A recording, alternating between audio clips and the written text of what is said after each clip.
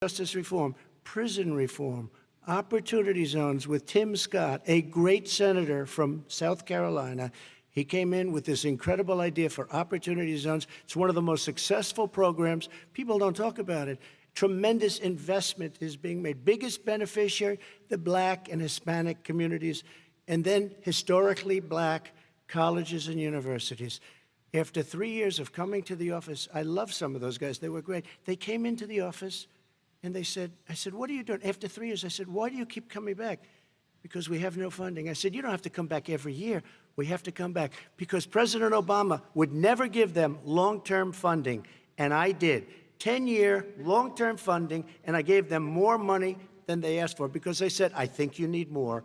And I said, the only bad part about this is I may never see you again because I got very friendly with them, and they like me and I like them. But I saved historically Black colleges and universities. Okay, and we're going to talk about both of your records, but your response to that, Vice President? My response to that is I never, ever said what he accused me of saying.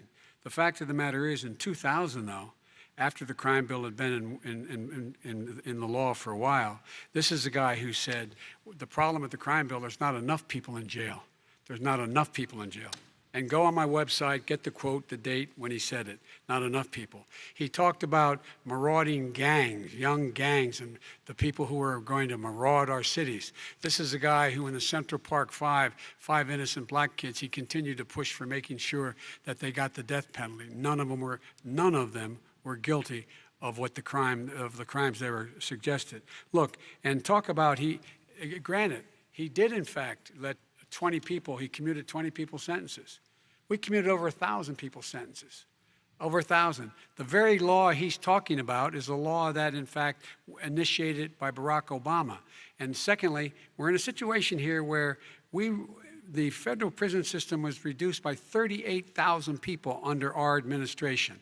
And one of these things we should be doing, there should be no minimum mandatories in the law. That's why I'm offering $20 billion to states to change their state laws to eliminate minimum mandatories and set up drug courts. No one should be going to jail because they have a drug problem. They should be going to rehabilitation, not to jail. We should fundamentally change the system, and that's what I'm going to do. But why didn't he do it 4 years ago? Why didn't you do that 4 years ago, even less than that? Why didn't you do it? You were vice president. You keep talking about all these things you're going to do, and you're going to do this. But you were there just a short time ago, and you guys did nothing. We did. You know, Joe, I ran because of you. I ran because of Barack Obama, because you did a poor job. If I thought you did a good job, I would have never run. I would have never run. I ran because of you. I'm looking at you now. You're a politician. I ran because of you. All right, Vice President Biden, your response to that, and then I do have some questions for both of you. Well, I tell you what, I hope he does look at me, because what's happening here is, you know who I am, you know who he is, you know his character, you know my character, you know our reputations for honor and telling the truth. I am anxious to have this race. I am anxious to see this take place. The character of the country is on the ballot. Our character is on the ballot. Look at us closely. Let me ask some follow-up. Please respond, and then we're going to have follow-up questions. If this stuff is true about Russia, Ukraine, China, other countries, Iraq, if this is true, then he's a corrupt politician. All right. So don't give me the stuff about how you're this innocent baby. Joe, they're calling you a corrupt politician. Nobody. President Trump, I want to stay on the issue of race. We're talking about the issue. Laptop from hell. President Trump, we're talking about race right now, and I do want to stay on the issue of race. President Trump, I have to respond to that. Please. Because look, very quickly. There are 50 former national intelligence folks who said that what he's accusing me of is a Russian plant. They have said that this has all the five former heads of the CIA, both parties, say what he's saying is a bunch of garbage.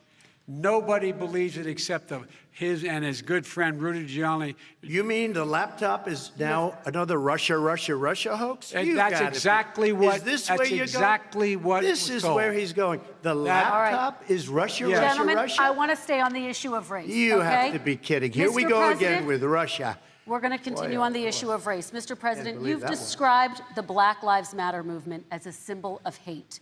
You've shared a video of a man chanting white power to millions of your supporters. You've said that black professional athletes exercising their First Amendment rights should be fired.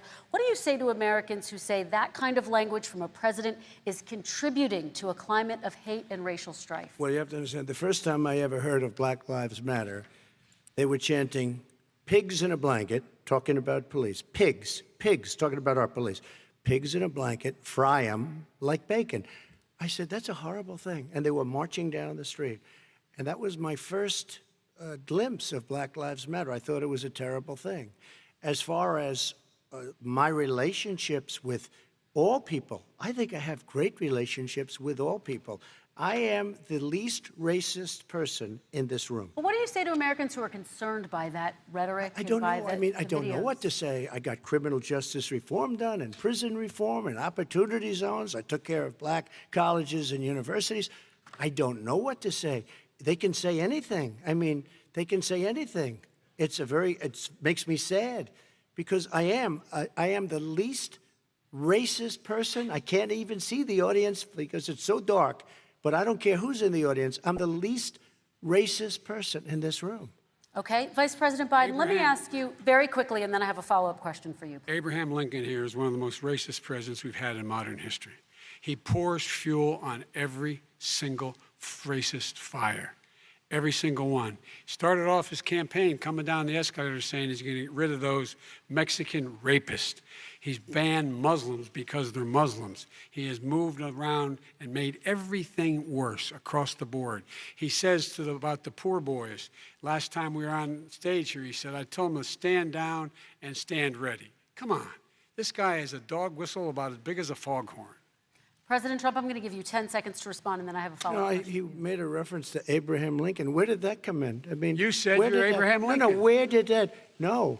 You said- I said not since Abraham Lincoln has anybody done what I've done for the black community. And I'm I saying- didn't say I'm Abraham Lincoln. I said not since Abraham Lincoln has anybody done what I've done for the black community. Now, you have done nothing other than the crime bill, which put Oh, God. tens of thousands of black men, mostly, in jail. All right, let me- And you know let me what? a- let me they ask remember Vice it President because if you Biden a look at what's question. happening with the voting right now, Let me ask they Vice remember President that Biden you treated them about very, very badly. the- Just the- take a look at what's happening out there.